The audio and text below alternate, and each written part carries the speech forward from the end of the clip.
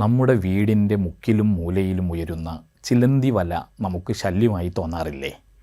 ആ ചിലന്തി വലയിൽ ചെറുപ്രാണികൾ കുടുങ്ങിക്കിടക്കുന്നതും നാം എത്ര തവണ കണ്ടിട്ടുണ്ട്. ഇര പിടിക്കാൻ വേണ്ടിയാണല്ലോ ചിലന്തികൾ വല നെയ്യുന്നത്. എന്നാൽ എപ്പോഴെങ്കിലും ഇരയെ സംരക്ഷിക്കാൻ ചിലന്തി വല നെയ്തിട്ടുണ്ടോ എന്ന് ചോദിച്ചാൽ അതൊരു കൗതുകകരമായ ചരിത്ര സംഭവത്തിൽ എത്തി നിൽക്കും.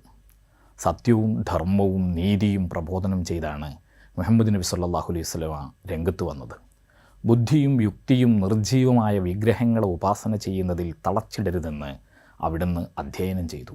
വിശാലമായി ചിന്തിക്കുവാനും പ്രപഞ്ചത്തിൻ്റെ യഥാർത്ഥ കർത്താവിനെ അന്വേഷിക്കുവാനും ഓർമ്മപ്പെടുത്തി. അതിൻ്റെ പേരിൽ അനഭിമതനായ തിരുദൂതരെ ആക്രമിക്കാൻ പലതരത്തിലുള്ള ശ്രമങ്ങളുണ്ടായി. നിവൃത്തിയില്ലാത്ത ഘട്ടത്തിലാണ് പലായനം നടന്നത്. മദീനയിലേക്കുള്ള യാത്രക്കിടയിൽ അവർ സൗർ മലയിലെ ഒരു ഗുഹയിൽ അഭയം തേടി. ശത്രുദൃഷ്ടിയിൽ നിന്ന് തൽക്കാലം മറഞ്ഞിരിക്കുകയായിരുന്നു ലക്ഷ്യം. ശത്രുക്കൾ അന്വേഷിച്ച് സൗർ മലയിലുമെത്തി. ഒരു പൊത്തുപോലും അവർ ഒഴിവാക്കിയില്ല. എല്ലായിടത്തും കയറി പരിശോധിച്ചു. ഗുഹയ്ക്കകത്തിരുന്ന് സിദ്ദീഖ് റളിയല്ലാഹു അൻഹു അവരെ കണ്ടു. അള്ളാഹുവിൻ്റെ റസൂലേ, ഇതാ ശത്രുക്കൾ, അവർ ഇങ്ങോട്ട് തന്നെയാണ് വരുന്നത്. നമ്മെ കണ്ടാലുള്ള അവസ്ഥയൊന്ന് ഓർത്തു നോക്കൂ. സമാധാനിക്കൂ, നാം രണ്ടുപേർ മാത്രമല്ല, നമ്മോടൊപ്പം മൂന്നാമതൊരാൾ കൂടിയുണ്ട്. അള്ളാഹു തിരുനബി സല്ലല്ലാഹു അലൈഹി വസല്ലമ സാന്ത്വനിപ്പിച്ചു. ബദ്ധശത്രുവായ ഉമയ്യത്ത് ബിൻ ഖലഫ് ഇപ്പോൾ സൗർ ഗുഹയുടെ നേരെ മുമ്പിൽ വന്നു നിൽക്കുന്നു. നമുക്ക് ഈ ഗുഹയിലൊന്ന് കയറി നോക്കാം, ചിലർ അഭിപ്രായപ്പെട്ടു. ഉമയ്യത്ത് ഗുഹയിലേക്ക് സൂക്ഷിച്ചു നോക്കി. ഗുഹാമുഖത്ത് ഒരു ചിലന്തി വല കെട്ടിക്കൊണ്ടിരിക്കുന്നു. 2 പ്രാവുകൾ മുട്ടയിട്ട് കാവലിരിക്കുന്നു. ഉമയ്യത്ത് ഇങ്ങനെ വിളിച്ചു പറഞ്ഞു, മുഹമ്മദിനെ പ്രസവിക്കുന്നതിന് മുമ്പുള്ള ചിലന്തി വലയാണിത്. അവർ അവഗണിച്ച് മുന്നോട്ട് പോയി. അന്ന് മുഴുവൻ നടന്നിട്ടും അവർക്കൊരു പ്രയോജനവും ഉണ്ടായില്ല. ഒടുവിൽ അവർ പ്രഖ്യാപിച്ചു, മുഹമ്മദിനെ ജീവനയോടെയോ അല്ലാതെയോ പിടിച്ചു തരുന്നവർക്ക് 100 ഒട്ടകം ഇനാം.